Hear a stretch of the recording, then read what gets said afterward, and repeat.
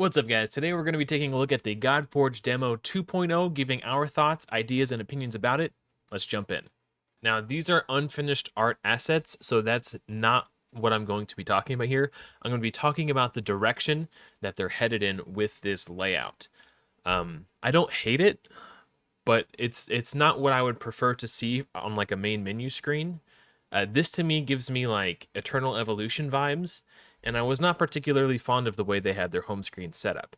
To me, I prefer much more in the style that games like Raid Shadow Legends and Watcher of Realms do it. So this is the Raid Shadow Legends screen in case you've never played it. When I first started playing this game, I really liked that it looked like you were sort of standing up in the ramparts of your castle, looking down into the courtyard. It's all self-contained and it has a very cozy sort of feeling to it. It makes you feel like this is your home, your bastion, and you're part of it and you're in the action. Same thing with Watcher of Realms. It's not this super far back view. It's like you're right here, you're looking down on your champions or your heroes. You're by the campfire. It's a very self-contained, cozy, just a self-contained cozy vibe. You're in it. When we go back to this, it's like you're kind of far back out looking out at a vast open landscape, which again isn't bad, it's just not my preference. So these are just my thoughts on this. Let me know what you think. If I'm on base, off base, but these are my thoughts. Like I think the way that Watcher of Realms and Raid do it, it just makes you feel a lot more connected to the game. Where this makes me feel disconnected because I'm far back looking out on a landscape rather than in a nice, comfy, cozy sort of setting. This menu I really like.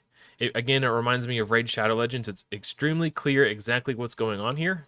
You've got, like you've got the different game modes. You click on it and you go in. Like it makes a lot of sense. I like it. This is the clan boss menu. I think the most important thing to note here is that the clan boss is going to be Kronos, who I believe was the father of the gods of the Greek pantheon. So that'll be really fun fighting Kronos. In the arena modes menu, it doesn't actually anywhere specify that there's a normalized PvP ladder. It says skill matters challenge all in a normalized PvP tournaments. A normalized PvP tournaments. There's a couple spelling error typos in there. Where your strategic calls define the course of the battlefield. I think it's really cool that they're going to have tournaments in the game. Like I could challenge you in a tournament, 1v1 me, bro, like that sort of thing. But what I'd really like to see is a normalized PvP ladder where there's some sort of asynchronous queue, so I could play this when I'm at work. What I love about these games is that I can play them at work or when I'm spending time with my family, and if I need to, I could set the phone down or push pause and not have to worry about a turn timer or keeping an opponent waiting, getting distracted and losing because real life got in the way. That's a big part of the reason why I play mobile games these days, just because I have a busy life. I'm not 24 anymore, I've got things going on. Playing against another player where they were in their run at the time that I'm at in my run. So if it's round 4 and I have a win-loss record of like 3 wins, 1 loss, then I would be playing against other players who are at 3 wins and 1 loss on their round 4. So I'm not actually playing against them in real time. I'm just fighting against them where they were when they did their run. So that's called an asynchronous queue. That's what I would really like to see in the normalized PvP ladder system. And if we look at the Discord, I submitted this into the game idea threads because it's just something I'd really like to see. And Hell Hades, I don't know if you can see that. Hell Hades gave it a thumbs up. So I don't know if that means yes, it's going to be there. Yes, or he just thinks it's a cool idea also, or if he's just saying, I hear your feedback. But he has seen this thread, so hopefully we'll get this in the game. So that's the number one thing I'd like to see the most out of the normalized PvP. I just want to be able to grind it all day. Just, enter, play, win, have fun. Rinse and repeat. Now, this is something I'd like to point out. This boss right here for the dungeon, this is under the dungeons. This boss we know is called the Treasure Golem.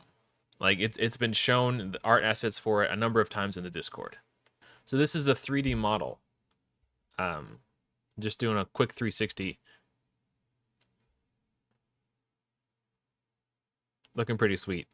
His wrist guard, shield, armor plate things are looking really dope. So this guy's called the Treasure Golem. Now, if you read here, it says vanquish dragons, giants, guardians, and gods, and retrieve countless treasures, trinkets, and gold. I think that the Treasure Golem is going to be a dungeon boss who you defeat to farm gold in the game. But I don't think that's all he's going to drop. I think there's going to be a lot more to it than that, and I'll explain why later on in the video. It ties into when we get to the mastery section. Okay, so now this is the campaign layout map, and I think this looks great. I think this is a great direction. Like this looks really cool. This is like 1,000 times better than what we see in Raid, where it's just a list of campaign stages and you go down the list and then you go to the next one. Like the overall campaign map where you're selecting the stage to enter on in Raid looks really nice, but this, like in terms of like the level select of the stage menu, this looks really good, and I really like this direction, and I'm looking forward to seeing the rest of them. 10 out of 10, no notes. This looks great. Keep going in this direction. You can also see down here that, oh, I'm in the way now. Let's hang out by Simon. Pardon me, buddy. Okay, so in other games, as you sort of 1-star, 2-star, or 3-star the levels of campaign, you get these star bonuses, and as you unlock these star bonuses, you get rewards. And we're seeing a very similar reward track for defeating campaign down here. And there's also a drop-down menu with normal, so there's obviously going to be multiple difficulties of the campaign. And okay, so now this is the end of the battle screen after he completed and went through the reliquary. This is actually different. This is a different art asset that we see here. This looks a lot nicer than what was, I'm assuming, was some sort of placeholder. It still doesn't look quite finished, but they're clearly making progress in the design. Like, this looks really good. But last time we saw what I sort of, what's the word here? Hypothesized could be Excalibur, and I went into a huge like deep dive onto my theory as to why it could have been Excalibur, and a separate video. I won't go into that here. But this time we have 3 what appear to be some sort of summoning crystals. And after we obtain these 3 summoning crystals, we go into the summonings.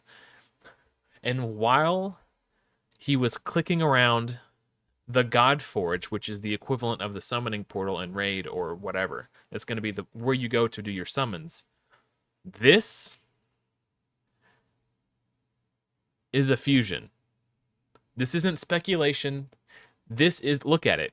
Okay, let's shrink it down. Because as you shrink it down, it gets less and less blurry. So I'm going to zoom way out. Tell me that doesn't look like a fusion. This is obviously a fusion. There are 3 purple spheres, which is representative of what we know to be epics. There is a gold circle connecting all of them, and then all 3 purple spheres converge in the center, where it is also gold. So 3 epics converging into gold. What does that mean? That's obviously a fusion. This is fusions. The fusion's confirmed in Godforge. Now, we don't know the details because it doesn't matter how far out you zoom, you still can't read the text. But this appears to be Zeus, as far as I can tell. Like, when you zoom out, you can really see like the robes and it looks like he's got his lightning bolt staff. Like, I think this is a fusion for Zeus. Now, the exact hero that it is, I mean, obviously, I'm just speculating, but there's a big blue blur right here, which leads me to believe that this is like the lightning sparking at the end of his staff. But yeah, I am like 90% sure that this is fusions. So, it's cat's out of the bag now. Might as well talk about it in the next video. Fateless team, we're on to you. Okay, now this is something that I feel very strongly about, and I know that these are unfinished assets. I'm not talking about the quality of the images, I'm talking about the direction, okay? The game is called Godforge. I don't think we should be summoning heroes. We should be forging our gods. We should be forging our heroes in a foundry, a forge, a smithy, like, rather than summoning crystals. I would very much like to see like ingots or like metal bars of like copper, iron, bronze, gold, platinum, whatever you want to make these You can make up an imaginary metal like Eternium or something like that, like some sort of mythical metallic material that you make up for your game, or you could use real world stuff. It doesn't matter. It doesn't matter. The point I'm trying to make is I don't want to see summoning crystals. I want to see like steel bars or iron bars, whatever, gold bars, resting atop an anvil. And then like the anvil heats up, or well, I guess the anvil wouldn't heat up. Something causes the iron bar to heat up, and then a giant hammer comes down, strikes the anvil, and then it flashes the bright white flash that transitions into steam. And as the steam slowly dissipates, you see the hero standing atop the anvil triumphantly, like the badass god that they are.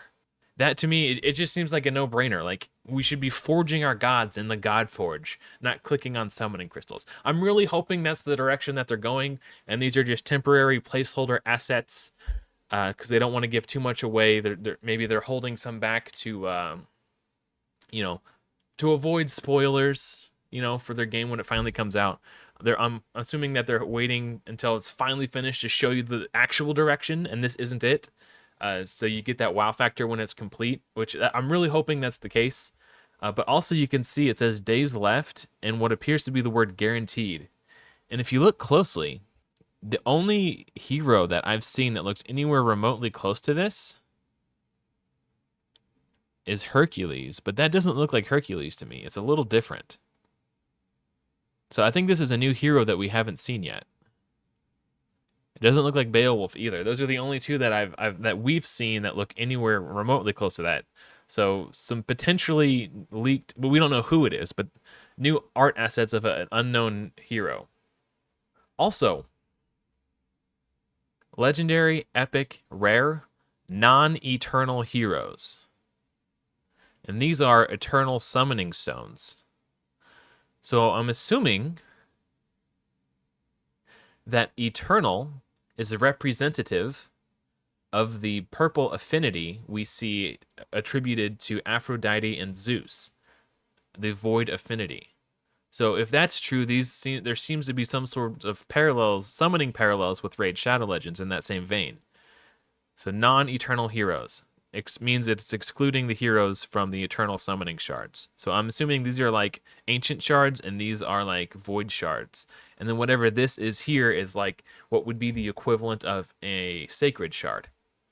And it would probably exclude rare champions, just be epic and legendary. If we were again to draw parallels from Raid Shadow Legends. And you can see that the legendary tier summoning crystals are up here, because if we look at the ancestral crystals, there's like, you know, right here. The eternal, we have them here, and then where the next tier would be right here, it's covered by this event, but we can see them as a resource up here, and then we have the mortal ones here, which likely summon common and uncommon heroes. So that's pretty cool. And it looks like we're going to have a 10x, be able to do 10 pulls. And I like that they are going to have special offers at the Godforge. Like, if there is a special offer live and active, when you enter the Forge, you can see it right there and just click on it. And if you want to buy shards, that's really cool. We'll talk more about purchasing in the future. Okay, so in my last video, I was a bit remiss. I was under the impression that they changed directions for their mastery system. In a podcast they did with YST, I believe it was podcast episode 6, I think. Let me double check on that. Podcast episode 9 with YST. They went deep in depth talking about their mastery system, and I was so excited for it. The way that we're thinking about the masteries is not that you would have to go grind in a masteries dungeon to be upgrading your masteries. It's more, if you want to reset it, there's a place that you can go to get something, a resource to reset it, right? So you might be able to reset. Are we leaking that too? Are we leaking that? It leaks everywhere today. Farm a resource, or you get it as a reward from events and tournaments. You'll get some sort of resource that will let you reset these masteries. But in our current system, you don't have to farm your masteries. You just get those slots as you level up. If you're rank 6, you got 6 slots. So all that energy over the years and all the gems that you spent on the Minotaur, you're not doing that in our game. You're just getting your masteries. That's done. So Just you're by gonna leveling up. Okay. yeah. So yes, you will have to farm the capability to move them around and reset them. But like Sham said, we're thinking of other ways that'll make that a lot more fun. But when I was on the podcast with Brad and Susie, when I brought it up, Brad started describing a system that sounded a little bit different, and I got a little bummed out. Like I was saddened to hear that it did sound like there was some form of mastery grinding. Yeah, you will get one of the things we're kicking around is you will get more than just your masteries when you're grinding masteries. So there'll be like a double dipping type of mechanic. So you still get a little bit of dopamine, still get a little bit of other progress instead of just spending 4 days worth of energy to get the masteries of one hero. You'll get a little bit of other things going on with that mechanic. Which before that, it made it seem like there wasn't going to be a mastery grind. As you level up and rank up your heroes, you just unlock the mastery slots when you achieve the next rank. And then once you achieve the next rank, you have these achievements that you unlock. And then after the achievements are unlocked, you can select one from a menu and drop it into your mastery tree. And that's basically the system that Simon is describing here, what I've just explained. So I was a little confused, so I messaged Sham from the Fateless team to get some clarification. And what he said was Brad was oversimplifying. Godforge will have an achievement-based mastery system as described in the YST chat. Brad is talking about something else that is related, but can't go into details on that yet. Hope that helps. Thanks for putting out awesome content. So, thank you, Sham. I appreciate it. I'm sure the audience appreciates that clarification too. So this is what I was talking about earlier when I was talking about the treasure golem. So it is my belief that when you go into farm, based on that, combined with the chat I had with the brief correspondence I had with Sham, it leads me to believe that these could very likely be tied to the treasure golem. So you all have, and also there was a tidbit from a interview that Ash did with Simon, Hell Hades, talking about potentially having the capacity to farm books. And while Hell Hades couldn't go deep into details, this is what he had to say. So there will be skill tomes. Where am I? You know what? I'm not even sure where we ended up because we definitely at one point had a dungeon for it. I think we still do. Okay. But don't hold me on that one. I'm not sure. Yeah. We've been back and forth on it quite a bit. And it is my belief that the treasure golem is going to be like a one-stop shop resource farming dungeon. You enter the treasure golem, you fight, and then you have a chance to drop materials to either skill up your champion's abilities or reset your masteries, or maybe you just earn a ton of gold, or maybe gold is in addition to the other things you get. Maybe there's ascension potions. Like the possibilities are endless. Like what they could do with a dungeon called the treasure golem, they could just put any kind of treasures in there. Maybe you get summonings from there too. There'll be like a double dipping type of mechanic. So you still get a little bit of dopamine. I don't know. I'm really excited by the prospect of a treasure golem dungeon. Who knows what goodies could be in store. Okay, so now we're back to the main menu, aka the Sanctum. This would be the equivalent of the Bastion or the Campfire in Raid or Watcher of Realms. So now I was talking about tournaments. It says battle against your biggest rivals and challenging trials to earn powerful rewards. Climb the Temple of Ishtar for fame and glory. I think this Temple of Ishtar is two things that it could possibly be. It's either A, the equivalent of a Doom Tower, or B, it is the normalized PvE system they've been talking about, which could very likely be a combination of the two. Wouldn't necessarily have to be mutually exclusive. They could have this Doom Tower like game mode, but instead of it being like, where you build your champions, level them up, and then build a team and enter, what you're doing instead is drafting a team live on the spot, putting it together, attacking the Temple of Ishtar, and then between each round you maybe can draft more heroes to change up your team, or you select buffs or empowerments for your team to get more and more powerful to see how high you can climb. If that's, I'm really inclined to believe that this Temple of Ishtar is going to be the normalized PvE game mode. Now, clicking on the events tab, we have battle world bosses to earn powerful new gods. So there appears to be a system in place that will potentially allow you to farm what I assume would be fragments to summon more powerful heroes in the future. So think Mithrala Lifebane from the Hydra chest, but instead of not getting any, like once you've summoned Mithrala from Hydra, you're done, right? But what if there was another hero after that, and another one after that, and another one after that? So like you continually farm fragments for these powerful, permanently free and available champions. That would be really cool. Or maybe it's something entirely different. Maybe if you don't complete a fusion, maybe you're earning fragments, like universal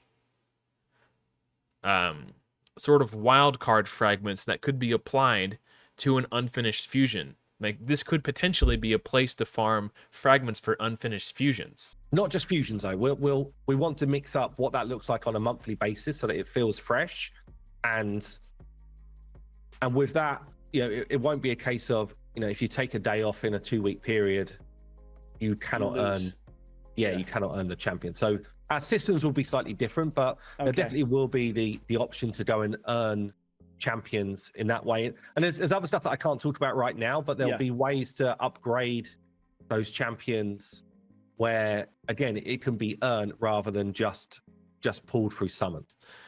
Which I know that is something that Hell Hades has talked about a ton in his videos. If you've been watching his Raid Shadow Legends contents over the past years, one of the things he constantly nags on Plarium about is not having a place to farm universal fusion fragments to finish unfinished fusions. This could be that in Godforge. Here's a key word I want to point out to you guys, by the way. So this is the second time we see this word being used. Slay the tarnished enemies of legend to earn powerful rewards. If we go back to the PvP slide, on the second bullet point here, it says climb the ladder to become the strongest untarnished across the realm. Now, I've been watching, today's my first day off since the demo release, so I'm only just getting to make the video now. But I've been watching the other content creators who have released their videos, and two other content creators called this out. It was Hex and Ragewood, and I think Mad Capper paused and like, tarnished, what does that mean? And then, but he didn't really speculate. Climb the ladder to become the strongest untarnished across the realm. So there is going to be an untarnished here is capitalized, but if we look at the other slide, tarnished is not. I think tarnished not being capitalized is a typo. It wouldn't be the first typo we've seen in these slides. Now it says slay the tarnished enemies of legend to earn powerful rewards.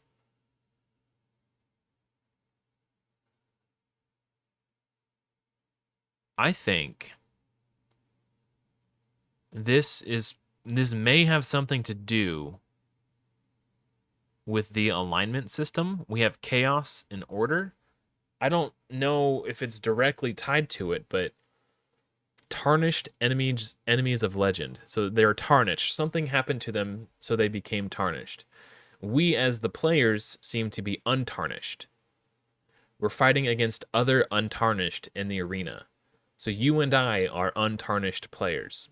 But the enemies we're fighting against seem to be tarnished. So maybe tarnished is a term that describes enemies who have been corrupted to some degree, and those are the entities we're fighting against. Maybe this ties into the lore of the entire game. Maybe this is like a story beat. Maybe as we're going through the campaign, we are the select chosen ones, the untarnished, and it is our duty to rally together with the other untarnished to defeat those who have been tainted by Kronos, the Titan clan boss. I think the tarnished enemies are the PvE encounters that we have to fight against to beat, and to like I think this is tied to the lore and the story. Maybe we have to go into the Godforge to forge untarnished allies to aid us in battle against the tarnished foes of the Godforged universe. That's pretty cool. That's what I'm leading. That's the path that my mind takes me down when I hear these terms and try to think of what they could mean. I don't think it's a coincidence that these words are being used. Untarnished, describing us playing against each other, and tarnished is as a descriptor for fighting, non-player enemies. Yeah. I think I might be onto something here. We'll have to see. I know Simon and Sham both watch my videos, so maybe they'll leave a comment and they're not going to let me know if I guessed it right, but if they don't say anything, then I'm just going to assume that I did. Okay, so Sanctum. Okay, now we're talking about the index and the factions here. Okay, so this is a website called scrollsofanubis.com, and it's being worked on by my fellow Discord moderator, Nicholas. And what he's done is he's compiled this faction list here. So we get a few leaks from this screen here. Before, we already knew about Aru, Avalon, Olympus, and that was it. These were the only known entities that we knew about for sure. So we got 3 more leaked, and there's a few others that have been leaked leading up to this point, but we haven't seen official banners for. What my co-mod Nicholas has compiled is this list right here. So we have the Aru, Asgard, Avalon, Seba, Ikur, and this is Shamash, the sun god, Kojiki, Jade, Olympus, and Svarga. So Jade is sort of like the Jade Empire, and this is like the Chinese pantheon sort of myth and legend. We've saw Pengu. If you've watched my YouTube shorts, I have a brief little introduction of him and his story. And then we have Kojiki. This is Japanese. This is like, if I didn't do a Friday leak video this week, I was planning to do a much bigger video. I just don't have time to make videos during the days that I work, like full-length videos. I'll do another one more in depth covering this, plus more things that you guys may or may not have seen. So keep an eye out for that. I'm actually off this week, so I'll get around to making that. But yeah, this is, so there's only, of the 10 factions we know there will be in the game, there is only one that we are not completely aware of. Thank you, Nicholas, for putting all this together. This is Scrolls of Anubis, scrollsofanubis.com. And if you're interested in seeing this is another one, ravenpyros.com. That's another content creator making another website. So this is Pengu. This is who I was talking about earlier. But yeah, there's another really great site. Just a shout out, not trying to play favorites. They're both great. But I just wanted to give a shout out to Nicholas for putting together that faction list. And then this is talking about the missions. If you've ever played Raid, this would be akin to the Arbiter missions, or if you played Watcher of Realms, this would be like your storyline quests. Same sort of vibe that we're familiar with. And then just talking about daily quests and stuff. Okay, let's talk about this now. This is something that I've heard a lot of feedback about. Every time this has come up on all the videos I've watched, everybody was saying the same thing. Dynamic offers based on spending patterns and individual personas will give players a customized experience. What everyone is afraid of is that this will be a similar system to what we see in Raid Shadow Legends that sort of punishes people for spending. And what I mean by that is, if a player is known to be a frivolous spender and they're already likely to buy packs, they will generally receive slightly worse deals comparatively to players who do not spend or spend less. Now, I'm perfectly fine with how they do, what do they call it in Raid? It's like Warrior Circle packs and bonuses where if you have not spent in a really long time or never have spent at all, you get these really, really cool special deals to try to entice you to spend. I like that. Like, that's kind of cool. But what I don't like is when a player spends and supports your game. Now they haven't said that they're going to do this, but it would make me feel less inclined to spend if I knew I was going to get a worse value overall. I'm a very value min-maxing oriented kind of person, and if I know that spending money is going to make me get worse deals in the future, I'm going to be less likely to spend money. I'll probably just wait around for the Warrior Circle packs. But I don't want to have to do that. I want to be able to spend and feel like I'm not getting bad value. So what I'm hoping they do instead is reward players who spend. So go in the opposite direction. Like I'm free to play in Raid out of protest of Plarium's business practices. I do not like them, so I do not engage with them. I don't want that. I don't want to feel that way about Godforge and Fateless. I want to feel like I can spend money and that the company is going to appreciate the fact that I'm choosing to support the game. And if they have good offers and I feel like I'm getting good value for my money, I will engage with the offers and I will spend money and support the game. If I don't feel that way, then I won't. I'll just be free to play. That's just the way it is. Like, it would be really, really cool if there was something that just made the players feel like they're being appreciated for giving you our hard-earned money, and not the other way around. I don't want to feel punished for spending. So I feel like that was sort of like an obligatory statement, but it's just how I feel. Anyway, I know it's a touchy subject and it's a very controversial one, and everybody's got their opinions on the matter. I just wanted to use this opportunity to throw my hat in the ring, I guess. Here, this is the image from the thumbnail you guys may have seen. So I woke up the day after this demo launched, and I was scrolling back through all the messages that I missed in Discord, as I do every day, and I saw a cheeky little message from Simon that said he had to blur the part about the guild versus guild. So this So this part, I mean, it doesn't have any details, but we know that there is going to likely to be some sort of guild versus guild or clan versus clan. I think in one of the podcast episodes, Sham said that they're going to be called alliances, and they actually went into a little bit more depth talking about what features could likely be. And I know that they had a guest from the community on specifically to talk about alliances and the systems about it. That podcast has been recorded like 3 weeks ago.